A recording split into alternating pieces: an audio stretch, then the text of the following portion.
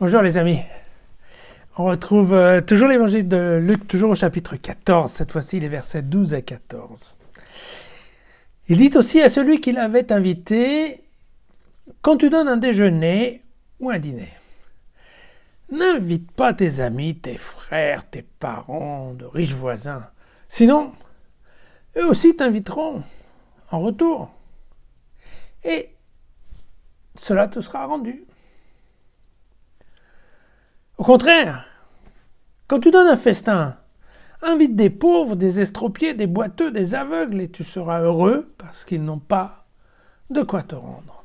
En effet, cela te sera rendu à la résurrection des justes.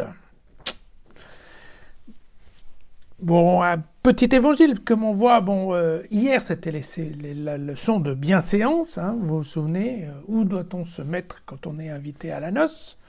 Éviter de se mettre au premier rang pour ensuite être viré dans le fond de la salle, ou plutôt préférer être au fond pour être remis un peu plus en amont.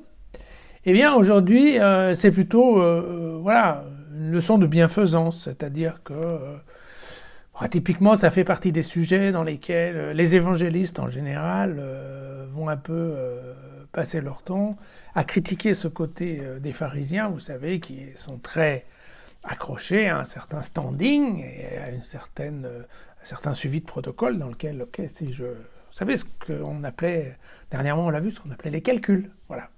Et là effectivement, avec cette description, on voit bien qu'il n'y a pas de calcul, puisque inviter les gens qui n'ont pas les moyens de vous le rendre, on est sûr que personne n'est redevable, voilà. On va dire ça comme ça. Bien. C'est, comme vous avez compris, c'est du Luc pur jus, tourné vers les pauvres et que vers les pauvres. Mais ça, on s'était déjà préparé. Voilà. Ce que je voulais vous dire, c'est qu'en effet, là, Luc nous parle de la résurrection des justes, vous voyez, parce que, en effet, ça faisait partie de la théologie pharisienne. Je vous avais dit, par rapport à la résurrection, le mouvement juif est long à évoluer parce que au départ de la tradition juive on n'en parlait pas et puis on s'est mis à en parler au fur et à mesure, surtout à travers les prophètes. Et bon, au temps de Jésus, globalement, les pharisiens sont à peu près d'accord avec la notion de résurrection, ne serait-ce que parce que, il faut quand même maintenir l'idée qu'éventuellement des jeunes martyrs qui seraient morts trop tôt pour profiter de la vie, puissent en effet en profiter un jour, parce que sinon c'est quand même un peu injuste. Et donc, par rapport à cette résurrection, ils ont mis un certain temps à évoluer, et en effet, les pharisiens à l'époque de Jésus, ce qu'ils développaient, c'était quand même l'idée que seuls les justes allaient avoir droit à la résurrection. En fait, Luc va changer un tout petit peu de fusil d'épaule, et après on verra dans les Actes des Apôtres, par exemple au chapitre 24, qu'effectivement à ce moment-là, la résurrection sera donnée aux justes comme à ceux qui ne sont pas justes.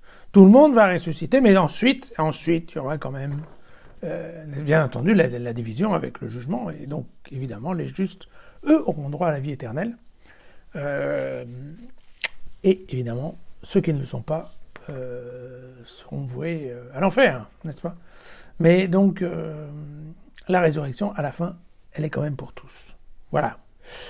Bien, c'était une bonne leçon aujourd'hui sur la gratuité du don. À demain.